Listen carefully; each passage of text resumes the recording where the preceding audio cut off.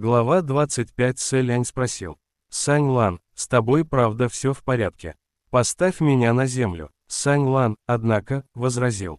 Не поставлю. Сэлянь удивленно подумал. Почему же? Неужели на земле что-то есть? Пара рук все еще крепко держала принца, ни на миг не собираясь отпускать. Сэлянь даже вознамерился осторожно толкнуть Сань Лана в грудь, но тут же вспомнил, как мгновением ранее бесцеремонно ощупал юношу, добравшись до твердого выступа на шее, и потому незаметно убрал руку. Сэлянь и сам не мог понять, почему. Несколько сотен лет он и не ведал, как пишется слово «неловкость», а теперь как будто чей-то голос в душе предупреждал его, лучше всего не давать волю рукам и вести себя приличнее. Внезапно с противоположной стороны ямы раздался крик, полный скорби и негодования, затем перешедший в надрывное. «Что с вами стало?» Голос кричал на языке баньюэ, и в нем явственно угадывался генерал Кэмо, которого Сэлянь потянул за собой вниз. Генерал уже являлся мертвецом и, разумеется, на смерть не разбился, лишь сильно ударился о землю и, возможно, оставил после себя яму в виде человеческого силуэта, в которой и застрял. А когда выбрался, начал громко кричать. «Что с вами, воины, братья мои, что же с вами стало?» Когда генерал кричал со стены ямы, снизу ему явственно отвечали бесчисленные голоса, словно на самом дне толпились злые духи, бушующие яростью от голода. Но теперь, именно в этот момент, Сэлянь отчетливо осознал, что кроме гневных и полных горя выкриков к ему осталась лишь мертвая тишина. Он даже не слышал ни дыхания, ни биения сердца Сань Лана, который находился в непосредственной близости от принца. Внезапно Сэлянь замер, на мгновение перестав дышать, и заметил кое-что неправильное. Да, он крепко прижимался к Сань Лану, но все же совершенно не мог расслышать дыхание и биение сердца юноши. Кэмо снова взревел. «Кто убил вас? Кто вас убил?» Когда Аджао упал вниз, с дна ямы раздались жуткие звуки поедания живого человека. А когда упал Сань Лан, снизу не долетело ни звука. Кто же еще мог их убить? Наверняка Кэмо тоже понял это и выкрикнул. «Вы уничтожили моих воинов, вы заслуживаете смерти. Я должен вас убить». Вокруг стояла кромешная тьма, и все же Сэлянь ощутил приближающуюся к ним опасность. Он пошевелился и произнес: «Сань Лан, осторожно». Сань Лан ответил: «Не обращай на него внимания». По-прежнему держа принца на руках, он легко шагнул в сторону, кажется, развернувшись. Во тьме Сэлянь услышал тоненькое эхо звона, дзинь-дзинь, весьма приятное на слух, мелодичное, но при этом звонкое, которое спустя мгновение исчезло. Бросок Кэмо пришелся в пустоту, но вскоре он напал снова, пытаясь их схватить. Сань Лан еще раз проворно и легко увернулся от атаки. Руки Сэляня же невольно скользнули наверх, крепко обнимая Сань Лана, неосознанно хватаясь за одежду на его плечах. Тем временем пара рук, что держала принца, делала это чрезвычайно надежно, даже во время резких поворотов. Вот только Сэлянь время от времени чувствовал, что на руках находится что-то холодное и твердое, от первого прикосновения к чему принц невольно застыл. В бескрайней черноте вокруг сверкнула серебристая вспышка, раздался звук летящего по воздуху острого лезвия, а затем гневные крики Кэмо. Кажется, генерал государства Баньюэ был тяжело ранен, но все же оставался на удивление отважным, он не отступился, а снова налетел на них, словно гневный порыв ветра. Сэлянь позвал: «Жая». Послушная приказу, белая лента вылетела вперед, раздался хлопок, словно Кэмо в воздухе совершил кувырок от атаки Жаи и упал. После удара о землю Кэмо взревел: «Вас двое, двое на одного, это подло». Сэлянь подумал: «Ты собирался нас убить, а теперь вспомнил о честности в бою. Какая разница, двое на одного или не на одного, подло или нет, а своя жизнь дороже. Сначала расправимся с тобой, потом поговорим».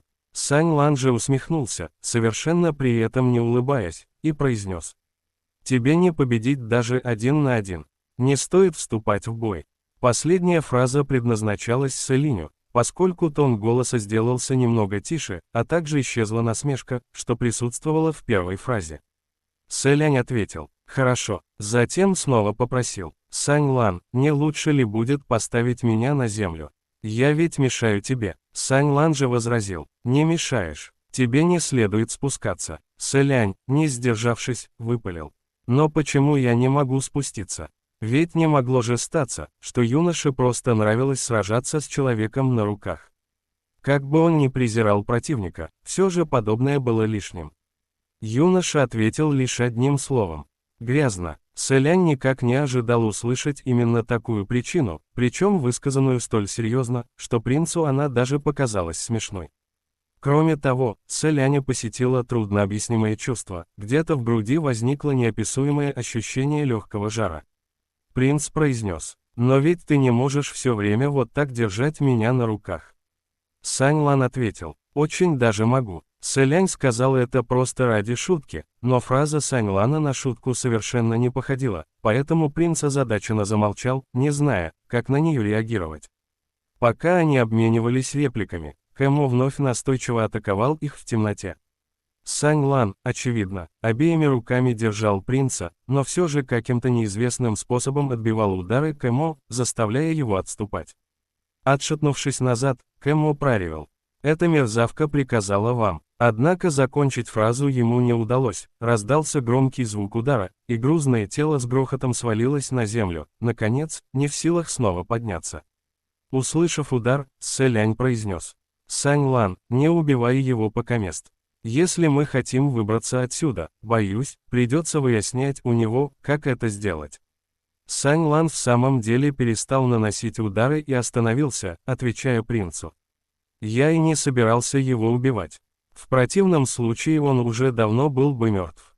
В яме грешников вновь воцарилась тишина. Помолчав недолго, Сэлянь спросил: «Сань Лан, все случившееся здесь, внизу, твоих рук дело». Несмотря на непроглядную темноту вокруг, судя по запаху крови и убийственной ци, что буквально застилало дно ямы, а также по состоянию Кэмо, который едва с ума не сходил от негодования и скорби, можно было явственно представить, что же здесь все-таки случилось. Спустя некоторое время тишины, Сэлянь услышал ответ Сань Лана. Да, ответ вполне ожидаемый. Помолчав, Сэлянь со вздохом произнес: «Ну что сказать, поразмыслив?» Принц все-таки начал проникновенно вещать: «Ох, Сань Лан, в следующий раз, когда увидишь такую яму, ни в коем случае больше не смей необдуманно прыгать в нее. Я не успел даже удержать тебя и совершенно не понимал, как мне дальше следовало поступить». Сань Лан, казалось, слегка поперхнулся, будто не ожидал от принца подобных словарей. Когда юноша вновь заговорил, тон его голоса зазвучал немного странно. «Ты больше ничего не хочешь спросить?» Сэлянь ответил: «Что бы ты хотел, чтобы я спросил?» Сань Лан: «Например, человек ли я?» Сэлянь потер точку между бровей и ответил: «Насчет этого, мне кажется, нет никакой нужды спрашивать». Сань Лан: «Да, нет нужды». Сэлянь: «Да, разве она есть? Человек или нет, это ведь совершенно не важно». Сань Лан: «Ау». Сэлянь, все еще в объятиях Сань Лана, сложил руки на груди и пустился в рассуждения. Общаясь с человеком, нужно обращать внимание на то, подходите ли вы друг к другу, на сочетание ваших характеров, а не на то, кем вы являетесь. Если ты мне понравился, этого не изменить, будь ты хоть нищий попрошайка, и если ты мне не понравился, сделайся ты хоть императором, я буду ненавидеть тебя по-прежнему. Разве так не должно быть? Проще этой истины и придумать сложно, поэтому нет нужды спрашивать, так?» Сань Лан рассмеялся: «Да, твои слова действительно весьма разумны». Сэлянь воскликнул: «Ну вот видишь», и посмеялся вместе с Сань Ланом. Посмеяться-то посмеялся, но все это время принцу что-то казалось ненормальным, а теперь он вдруг понял, что именно. Сань Лан ведь все еще держал его на руках, и принц, к своему ужасу, сам того не заметив, привык к подобному положению. Осознание смерти подобное. Сэлянь тихонько кашлянул и произнес: «Слушай, Сань Лан, давай поговорим об этом позднее. Может, все-таки для начала поставишь меня на землю?» Сань Лан, кажется, улыбнулся, затем ответил: «Подожди». Он пронес Сэляня на руках еще немного вниз, и только потом осторожно отпустил. Принц коснулся ногами твердой земли и произнес: «Спасибо тебе». Сань Лан ничего не ответил ему. Сэлянь, поблагодарив, поднял голову наверх. В темно-синем небе висела ослепительно прекрасная убывающая луна. Только теперь, когда ее окружала рамка ровного квадрата, людям внутри казалось, что они похожи на лягушек, что смотрят на небо с дна колодца. Принц попробовал еще раз забросить Жая наверх. Как и ожидалось, лента взвелась в воздух, но потом ее словно задержала невидимая сила. Жая отлетела прочь, не в силах дотянуться до края стены. Сань Лан произнес: «Вокруг ямы грешников стоит магическое поле.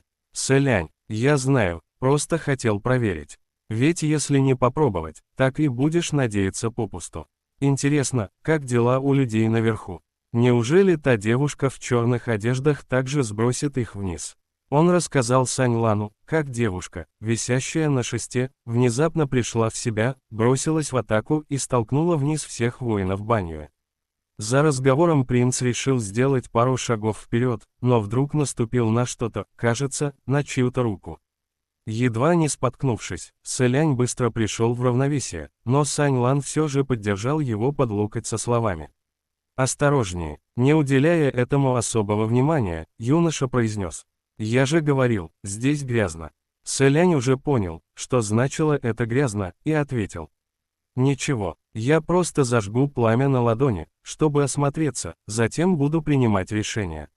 Сань Лан ничего не ответил. Внезапно неподалеку вновь раздался голос Кэмо: «За то, что вы служите этой мерзавке, бесчисленные души безвинно погибших жителей нашего государства проклянут вас в веках». Сэлянь повернулся на звук и задал вопрос на языке Баньюэ: «Генерал Кэмо, кто же все-таки это, о которой вы говорите?» Кэмо с ненавистью в голосе прокричал: «К чему эти притворные вопросы? Это та чародейка». Сэлянь спросил снова: «Та заклинательница, что прогуливается по городу?» Кэмо со злостью громко сплюнул. По всей видимости, ответ был положительным. Сэлянь задал еще вопрос: «Но разве вы не служите советнику Баньюэ?» Его слова взбесили Кэмо, тот выкрикнул: «Я никогда не буду снова ей служить. Моей пощады мерзавка не дождется». Затем из его рта посыпались градом неразборчивые проклятия.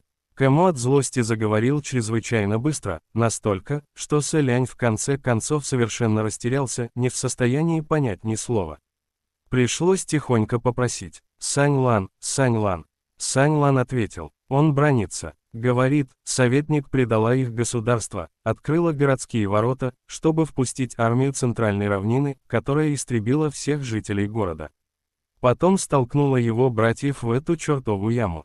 Он бы повесил ее еще 1000 раз, 10 000 раз». Сэлянь торопливо прервал его: «Постой, как такое может быть?» Две детали совершенно выбиваются из общей картины. Во-первых, под заклинательницей, что прогуливается по городу, Сэлянь имел в виду женщину в белых одеждах. Но сейчас Кэмо-то и дело называл советника Баньюэ мерзавкой, которая к тому же столкнула в эту чертову яму его братьев.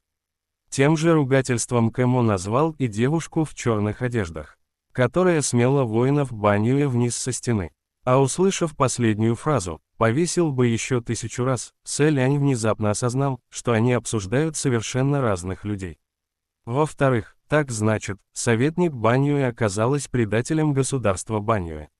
Сэлянь перебил Кэмо: «Генерал, советник Баньюэ, о которой вы говорите, подвешенная на шесте над ямой грешников девушка в черных одеждах. Кэмо, кто же еще это может быть, кроме нее?» Вопреки ожиданиям, именно девушка в черном, подвешенная на шесте, словно труп, оказалась настоящим советником Баньюэ. Но кто же тогда заклинательница в белом, что праздно прогуливается по городу и обещает убить их всех до одного? И кто ее спутница в черном? И как вышло, что девушка в черном, обладающая столь необыкновенной магической силой, что позволило ей в одно мгновение сбросить со стены несколько десятков свирепых и бесстрашных воинов Баньюэ, оказалась подвешена над ямой грешников?